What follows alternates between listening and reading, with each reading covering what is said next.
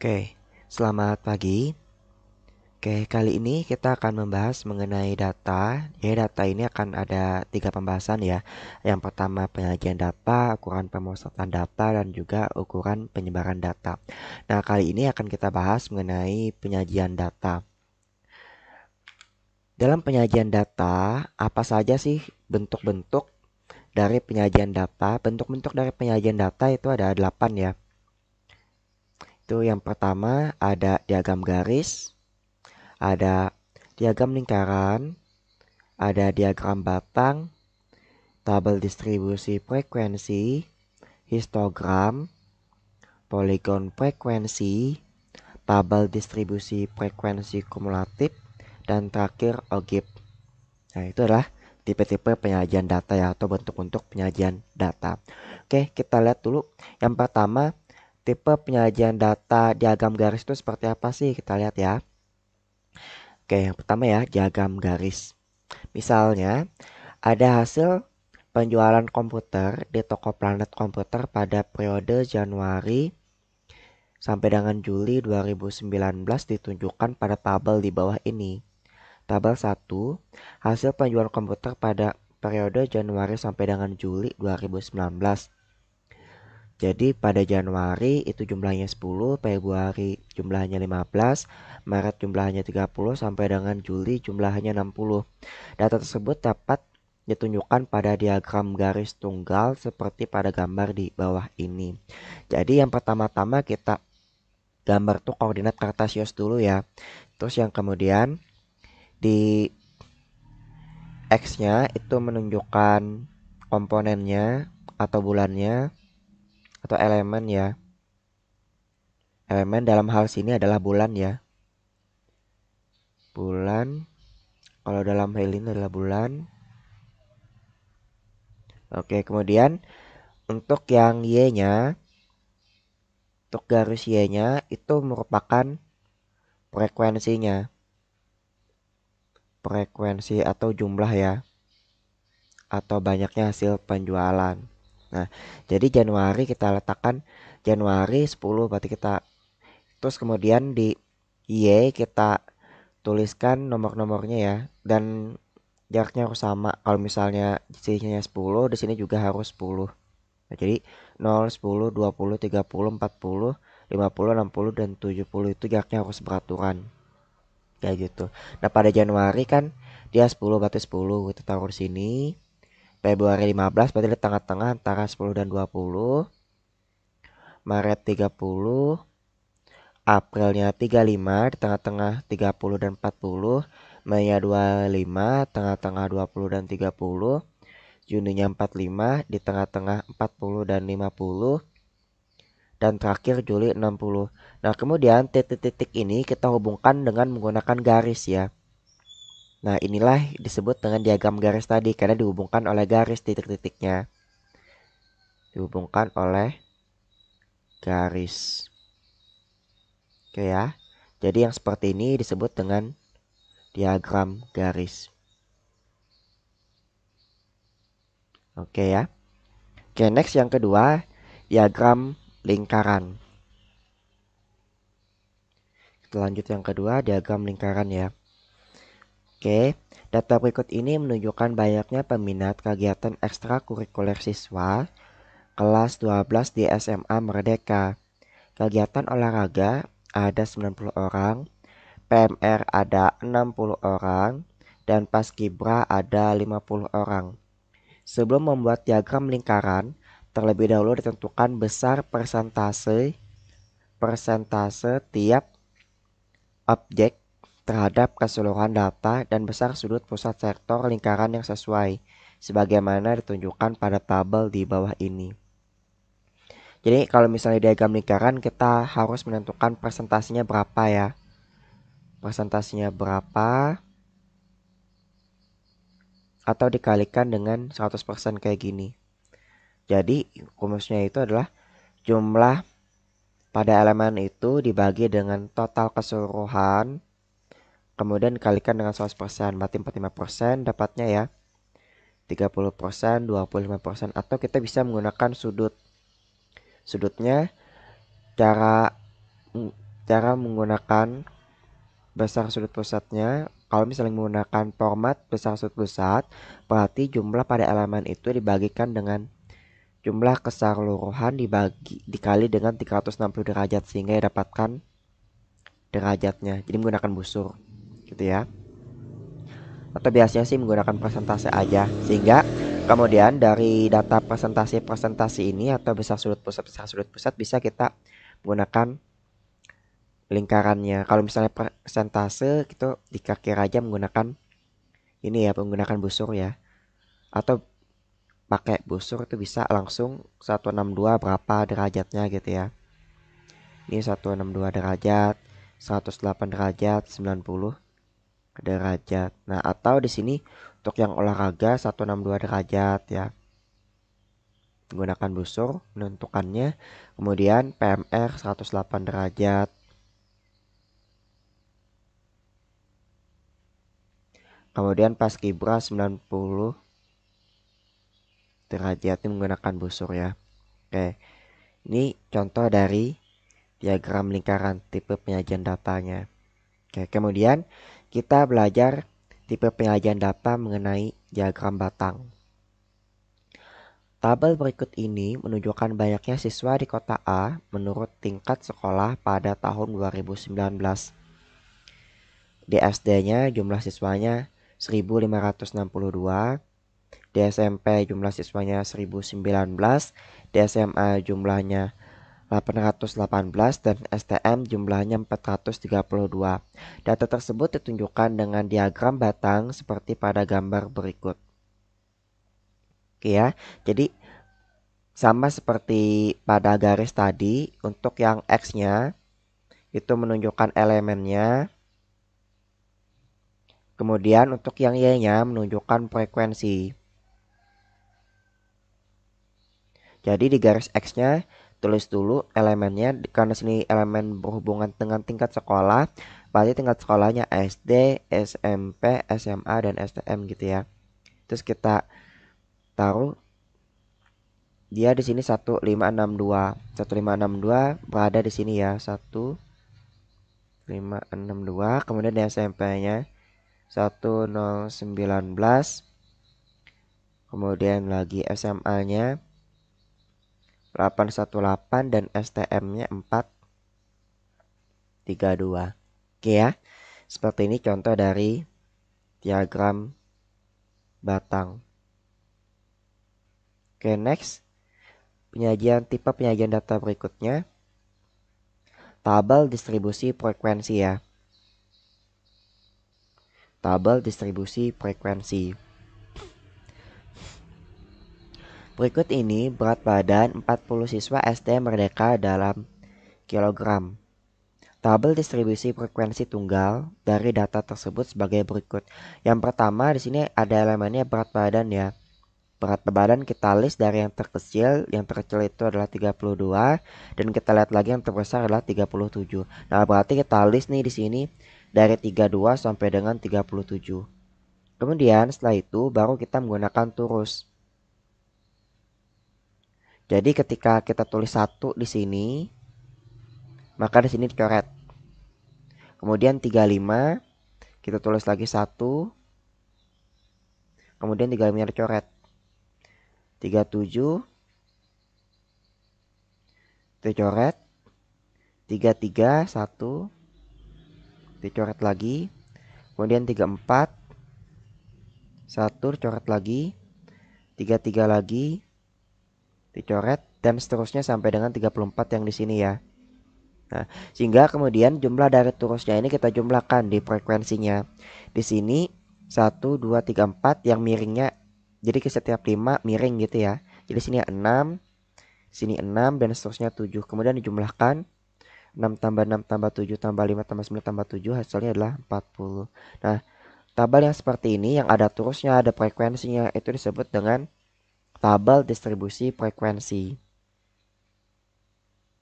Tabel frekuensi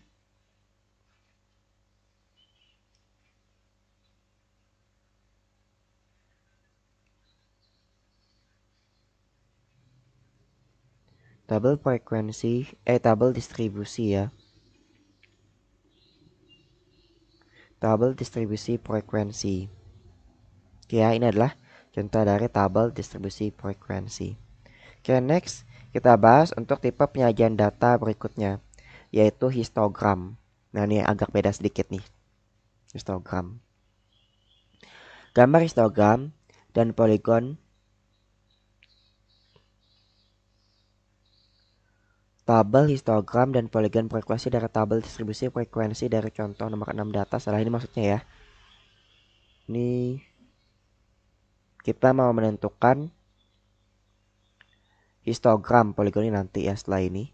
Jadi kita mau menentukan histogram dari tabel distribusi frekuensi ini. Jadi dari 30 sampai dengan 39 frekuensinya ada 2, 40 sampai dengan 49 frekuensinya ada 4, dan seterusnya sampai dengan 80 sampai dengan 89 frekuensinya ada 1. Kemudian kita menentukan tipe kelasnya. Tipe kelas itu adalah batas bawahnya. Batas bawah yang ini kita kurangkan 0,5.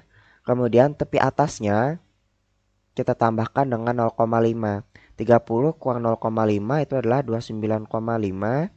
Dan 39 tambah 5 adalah 39,5. Dan seterusnya sampai dengan 80 sampai dengan 89 rentang kelasnya. Jadi 80 yang ini dikurangkan dengan 0,5, 79,5. Kemudian 89 di sini kita tambahkan dengan 0,5 menjadi 89,5. Kemudian titik tengahnya kita cari dengan menggunakan batas atasnya tadi ya. Yang batas atasnya tambah dengan batas bawah tambah dengan batas atas kemudian dibagi dengan 2. 34,5 dapat dari mana sih ya? 30 tambah 39 dibagi dengan 2. Jadi dapatnya adalah 34,5. Dan seterusnya 40 tambah 39 bagi 2 dapatnya 44,5 sampai dengan 80 tambah dengan 89 dibagi 2 dapatnya 84,5. Kemudian frekuensinya kita copy paste. Kemudian titik atau tipe kelasnya tadi kita jadikan di sini ya. Ini kelas pertama. Jadi tepi atas kelas pertama sama dengan tepi bawah kelas yang kedua. Ini 39 sama-sama 39 gitu ya. Kemudian tepi atas kelas kedua sama dengan tepi bawah kelas ketiga dan seterusnya. Jadi ciri-ciri dari histogram itu sebenarnya diagram batang namun gak ada jaraknya tapi berimpit kayak gini. Nah sebelumnya kan diagram batang ada jaraknya ya. Ini diagram batang ada jaraknya. Dari batang ke satu dengan batang yang lainnya itu ada jaraknya. Kemudian kalau untuk histogram dia nggak ada jaraknya, mepet seperti ini. Mepet gitu ya. Jadi sama seperti diagram batang tadi, cuman dia nggak memiliki jarak antara batang yang satu dengan batang yang lainnya. Dengan X-nya di sini adalah merupakan tipe kelasnya ya. Jadi yang pertama frekuensi yang memiliki frekuensi 2 itu dari rentang nilainya berarti 30 sampai dengan 39 gitu ya. Dan seterusnya cara bacanya. Ya, itu merupakan tipe penyajian data histogram. Oke. Kemudian next polygon. Polygon itu sama seperti garis ya. Sama seperti diagram garis, cuman bedanya di sini dia menggunakan tepi atas, tepi kelasnya. Nah, jadi seperti perpaduan antara histogram dan juga diagram garis ya. Gitu. Jadi di sini sama seperti tadi, tipe kelasnya berapa ya. Kemudian kita tuliskan tipe kelasnya. Kemudian kita tentukan titik-titiknya. Di sini titiknya. Cuman bedanya adalah di sini kita menggunakan titik tengah. Kalau untuk yang diagram batang tadi kita menggunakan tipe kelas ya. Kita menggunakan tipe kelas. Sedangkan kalau untuk yang polygon kita menggunakan titik tengah. Nah, titik tengahnya berapa ya? 30 tambah 39 bagi 2. Titik tengahnya berarti 34. 44,5, 54,5, 64,5, 74,5, dan 84,5. Kemudian baru kita taruh titik-titiknya ya. Titiknya ini kelas pertama, kelas kedua, kelas ketiga, keempat, kelima, dan keenam sesuai dengan frekuensinya. Kelas pertama kan 2 frekuensinya, kita taruh di sini.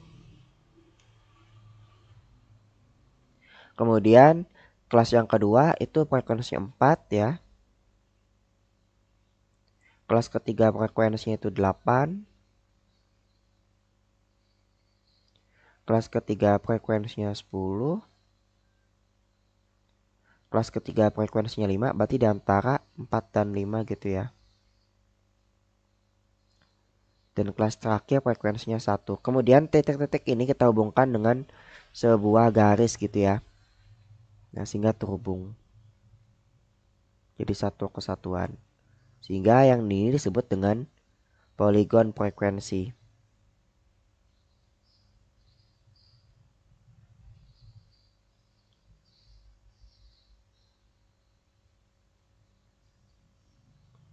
Oke ya, next. Tipe penyajian berikutnya. Tabel distribusi frekuensi kumulatif. Nah, ada istilah frekuensi kumulatifnya. Oke ya, ada istilah frekuensi kumulatifnya. Buatlah tabel distribusi frekuensi kumulatif untuk data pada contoh 6 data. Maksudnya yang ini ya. Frekuensi kumulatif itu maksudnya adalah frekuensi yang menambahkan dengan frekuensi sebelumnya. Kalau misalnya kurang dari, berarti kita menambahkan dari yang sebelumnya. Ini frekuensi yang biasa digunakan adalah frekuensi kumulatif kurang dari ya. Berarti untuk menentukan frekuensi kumulatifnya di sini 2 ya. Kemudian 2 tambah 4 jadinya 6. Kemudian 6 tambah 8 14.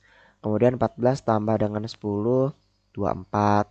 Kemudian 24 tambah 5 29. Dan 29 tambah 1 terakhir 30. Ini yang sering digunakan frekuensi kumulatif kurang dari. Kalau misalnya frekuensi kumulatif lebih dari, yang pertama totalannya kita taruh di atas ya. Totalannya semuanya kan ada 30, berarti frekuensi kumulatif lebih dari yang pertama, itu yang pertama 30. Kemudian dikurang 2 menjadi 28. Kemudian kurang 4 menjadi 24. Kurang 8 menjadi 16. Kurang 10 menjadi 6. Kurang 5 menjadi 1 gitu ya. Cuman yang sering dipakai itu adalah untuk menentukan median, biasanya itu menggunakan frekuensi kumulatif kurang dari. Ini yang sering digunakan biasanya. Oke ya. Next, terakhir tipe penyajian data itu adalah OGIP ya.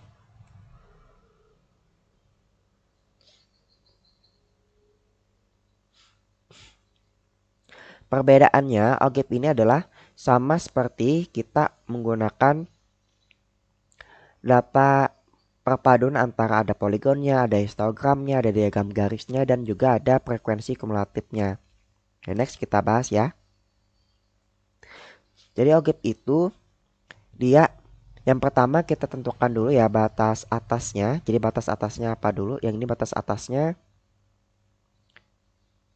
atau tepi atas ya. Batas atasnya kan 39. Tepi atas. Tepi atas. Jadi tepi atasnya di sini adalah 39,5. Terus di sini 49,5. 59,5. 69,5. 79,5. 89,5. Tepi atasnya. Kemudian frekuensinya, jadi tepi atasnya itu sebagai sumbu X-nya ya. Itu tepi atas. Kemudian untuk yang Y-nya itu adalah frekuensi kumulatif. Frekuensi kumulatif kurang dari. Jadi ketika di 39 ini tepi atasnya kita masukkan frekuensi kumulatif yang pertama 32 kan. FK. Berarti 2 frekuensi kumulatif kurang dari. Kemudian 2 tambah 4 6 ya.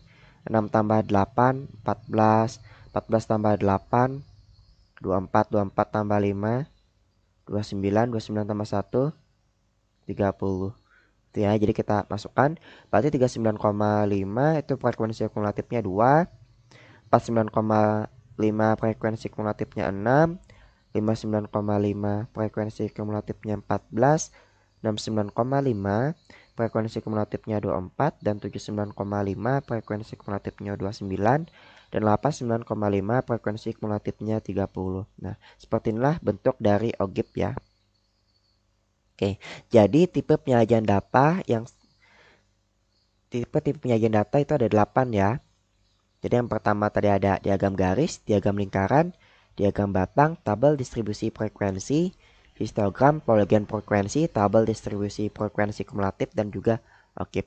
Oke ya, sampai sini dulu pemaparan materi kita. Kalau misalnya ada yang kurang jelas bisa langsung ditanyakan di kolom komentar ya. Oke, sampai jumpa lagi dan selamat belajar.